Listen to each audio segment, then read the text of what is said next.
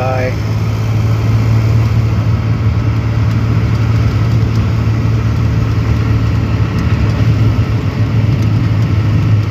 Recording the suspension problem.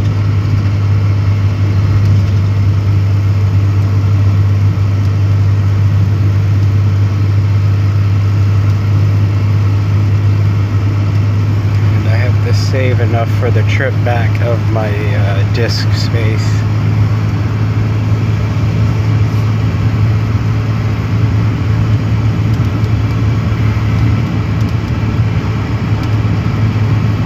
To go to San Francisco Canadian Embassy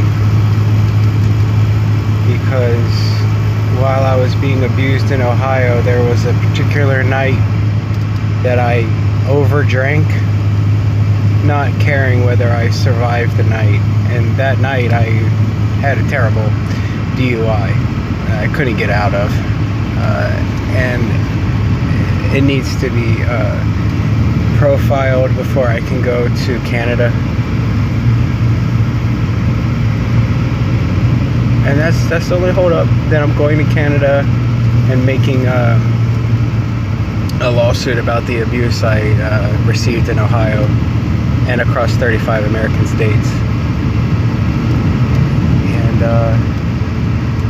I intend to be married just almost immediately, because I do not tolerate abuse. You'll learn that in my lawsuit.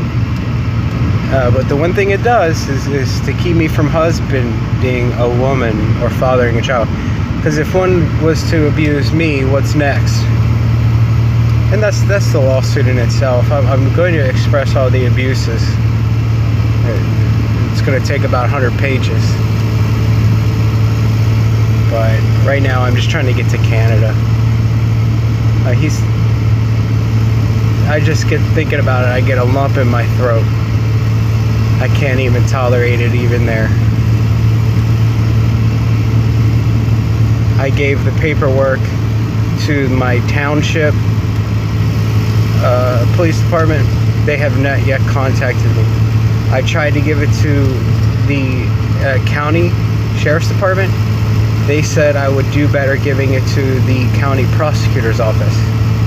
But that was my last stop there in Cincinnati, and that's the last stop I made in Cincinnati. I stopped to fuel up, and there was an officer, vividly in my mind, in my memory, that had a dude-like, kind of surfer-like mentality about interacting with me as I was departing. I suppose he was just that way. Didn't offend me at all. But what am I supposed to do when the police won't even take my paperwork? When Hamilton County, Ohio won't even take the paperwork. What am I supposed to do? I have a copy of what I tried to deliver to them. And I have a copy, it's the same copy that I gave to the Coleraine Police Department. They have not yet contacted me. I guess my citizenship is somewhere suspended and would have to be inquired at the federal government. Somewhere constitutionally, I don't know. But we're going to figure it out. But just the idea that I have to get my DUI handled before going to Canada, it makes me feel safer already.